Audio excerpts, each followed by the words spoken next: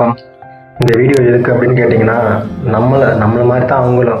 ஒருத்தவங்க ஒரு video upload பண்ணுறாங்க அப்படின்னா, அந்த வீடியோவில் என்ன உண்மைத்தன்மை இருக்குன்னு தெரியாமலே நம்ம போய் அதை செஞ்சிடுறோம். அதனால் இப்போ பார்த்தீங்களா, அவங்களோட உடல் எடையை குறைக்கணும்னு ஆசைப்பட்டு இப்போ அவங்க தன்னோட உயிரையே மாற்றிக்கிட்டாங்க. இந்த மாதிரி நிறைய வீடியோ நம்மளோட இணையதளத்துலேயும் சோசியல் மீடியாவில் நிறையவே பரவி இருக்குது. ஏன்னா ஒருத்தவங்க தன்னோட வியூஸ்க்காண்டி எது வேணாலும் பண்ணுற ஸ்டேஜில் இருக்கிற இந்த காலகட்டத்தில் நம்ம ஒரு வீடியோ நம்பாமையே அதை நம்ம பண்ணி நம்ம உயிரையே மாற்றிக்கிறோம்.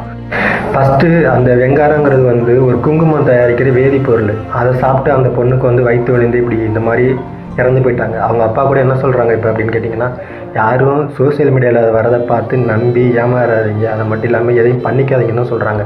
நம்மளும் அதோட கொஞ்சம் விழிப்புணர்வாக இருக்கணும். இந்த காலகட்டத்தில் எது வந்தாலும் போய் நம்ம உடனே நம்பி நம்ம உயிரை மாற்றிக்கிட்டு மற்றவங்களையும் போயிட்டு மாய்க்கிற நிலைமையில தான் இந்த காலகட்டம் இருக்குது. ஸோ எந்த ஒரு விஷயத்தையும் கரெக்டாக அனலைஸ் பண்ணி செக் பண்ணிவிட்டு அதுக்கப்புறமா பண்ணுங்கன்னு சொல்கிறேன். அதுதான் என்னோட வேண்டுகோள். இந்த சைடு நம்ம பார்க்குறவங்க என்ன பண்ணுறோம் அப்படின்னா, நம்ம அதை நம்பி அதுக்காண்டி நம்ம செஞ்சிடும். அது கரெக்டாக இருக்குமா இல்லை உண்மையாக தான் இருக்குமா அப்படிங்கிறத நம்ம கவனிக்கிறது இல்லை. சிம்பிளாக ஒரு விஷயம் தான், எந்த ஒரு விஷயமும் சோசியல் மீடியாவில் வரதை காட்டு நம்பாதீங்க. அது உண்மை இருக்கா, அதுக்கு பின்னாடி எவ்வளோ உண்மைத்தன்மை இருக்குன்னு ஃபஸ்ட்டு அனலைஸ் பண்ணுங்கள், இல்லாட்டி தெரிஞ்சுக்கங்க, அதுக்கப்புறம் பண்ணுங்கள்.